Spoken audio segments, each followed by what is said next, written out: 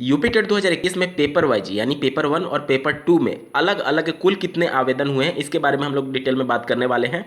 साथ ही केंद्र सरकार के द्वारा ओबीसी के आरक्षण के नियमों में कुछ महत्वपूर्ण बदलाव करने के संदर्भ में अन्य पिछड़ा वर्ग आयोग और एक कमेटी के द्वारा प्रस्तुत की गई है कुछ चीज़ें, जिससे आपको जानना बेहद जरूरी है यदि आप भी इस कैटेगरी से बिलोंग करते हैं।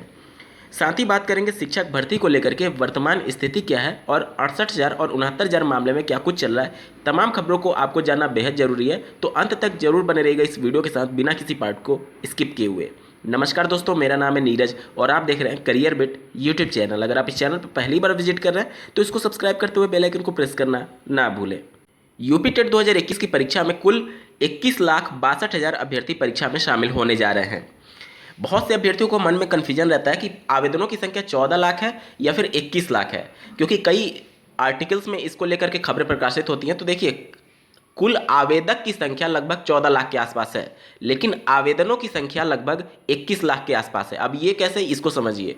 देखिए, कुछ बच्चे ऐसे हैं जिन्होंने प्राइमरी के साथ अपर प्राइमरी में भी आवेदन किया था, तो आवेदक की संख्या तो 14 ही लाख है, लेकिन चूंकि उन्होंने पेपर 1 और पेपर 2 दोनों में किया है, इस वजह से उनको 2 बार काउंट किया जा रहा है और टोटल आवेदन की संख्या 21,62,000 बताई जा रही है।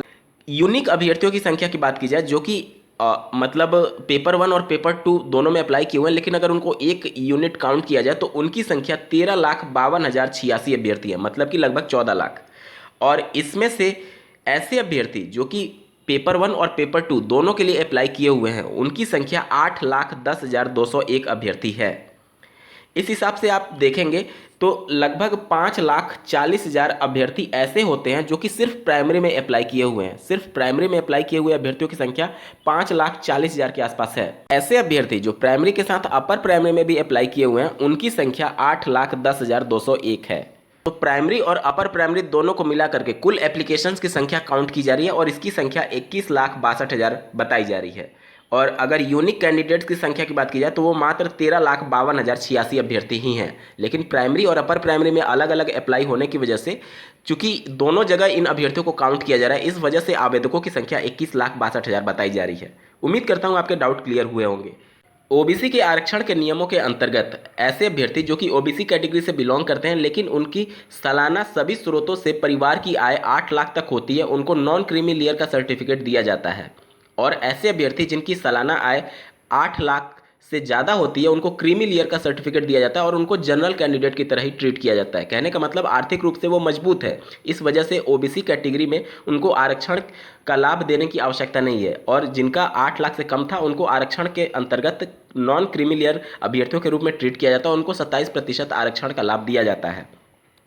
अब इस इनकम के स्लैब को बढ़ाने की तैयारी केंद्र सरकार के द्वारा की जा रही है। स्क्रीन पर आप देख पा रहे होंगे, केंद्र सरकार इस समुदाय को एक बड़ा तोहफा दे सकती है। ओबीसी क्रीमी लेयर की आय सीमा को बढ़ाया जा सकता है। फिलहाल जो प्रस्ताव है, इसमें 8 लाख रुपए से बढ़ा करके 10 लाख रुपए तक सालाना करने की सिफारिश की गई है। हालांकि राष्ट्रीय पिछड़ा वर्ग आयोग इसके दायरे को 12 लाख रुपए से ज़्यादा करने का सुझाव दे चुका है। इसके बीच सबसे महत्वपूर्ण बात यह है कि क्या केंद्र सरकार के द्वारा इन सभी सिफारिशों को मंजूरी दी जाएगी, क्योंकि अगर स्लैब को बढ़ाया जाता है तो और ज़्यादा कैंडिडेट ओबीसी अभ्यर्थी इस स्लैब में आएंगे और 27% आरक्षण के लिए वो भी क्लेम कर पाएंगे।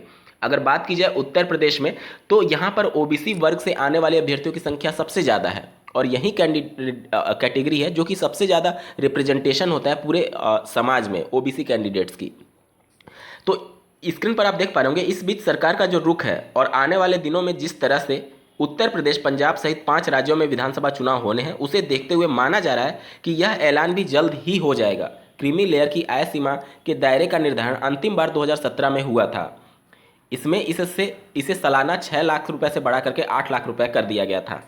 तो अगर केंद्र सरकार के द्वारा इससे मंजूरी दी जाती है तो फिर राज्य सरकार के द्वारा भी इसे मंजूरी तुरंत दे दी जाएगी विधानसभा चुनाव को देखते हुए।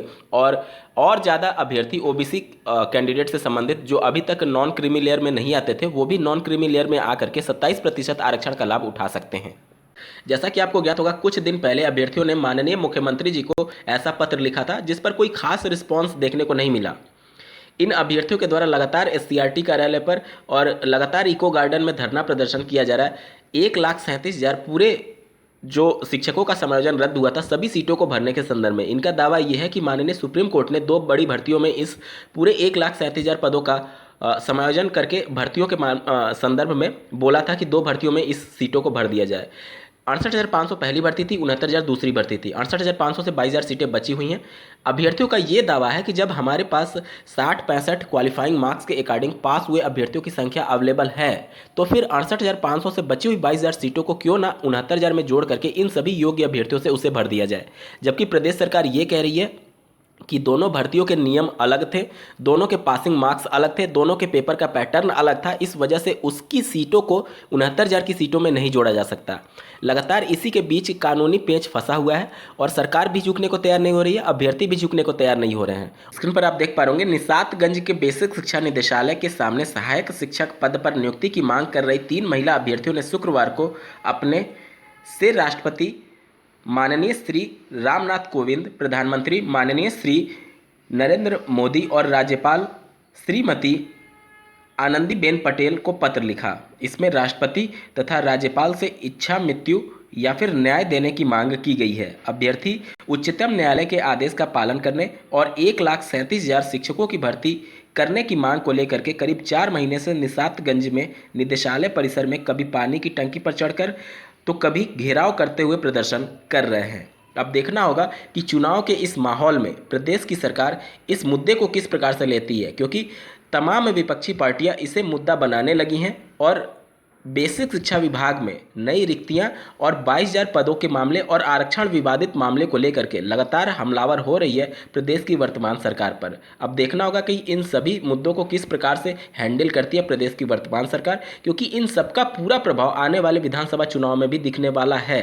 क्योंकि आरक्षण विवादित मामला एक ऐसा मामला है, उत्तर प्रदेश में अगर बात की जाए तो यहाँ पर लगभग 50% ओबीसी समाज से अभ्यर्थी आते हैं। एससी एसटी को भी मिला दिया जाए तो एक भारी संख्या हो जाती है उत्तर प्रदेश में। तो अगर इस मामले को जल्दी से प्रदेश सरकार नहीं निपटाती है तो एक मैसेज ये जाएगा कि प्रदेश सरकार आरक्षित वर्ग के अधिकारों का एक तरीके से सुरक्षा नहीं कर पा रही है। तो इन सभी से निपटने के लिए प्रदेश सरकार जल्द से जल्द इस मामले को निपटाने के पक्ष में होगी। लेकिन अभी तक कुछ कमेटी भी बनाई गई है इन अभ्यर्थियों के लिए, आरक्षण विवाद मामले से संबंधित अभ्यर्थियों के लिए, लेकिन कुछ खास ठोस फैसला प्रदेश सरकार की तरफ से देखने को नहीं मिल रहा है। कम से कम प्रदेश सरकार को सामने आकर के सब कुछ डेटा प्रस्तुत करना चाहिए या फिर शिक्षा के अधिकारियों के द्वारा कि अगर आरक्षण में कुछ घोटाला नहीं हुआ है तो कम से कम अभ्यर्थियों के संतुष्टि के लिए सब कुछ डेटा पब्लिश कर दे कि किन अभ्यर्थियों का किस कैटेगरी में और किस क्वालिफाइंग मार्क्स के अंतर्गत कितने गुणांक पर चयन हुआ है, ताकि अभ्यर्थियों के मन में जो संशय बना हुआ है उसे दूर किया जा सके। इस मुद्दे पर आप लोग का क्या कुछ कहना है कमेंट करके जरूर बताइएगा और ऐसे ही महत्वपूर्ण अपडेट के लिए इस चैनल को सब्सक्राइब करना ना भूलें। इस वीडियो को देखने के लिए आपका बहुत बहुत धन्यवाद। भगवान करे आपका दिन शुभ हो।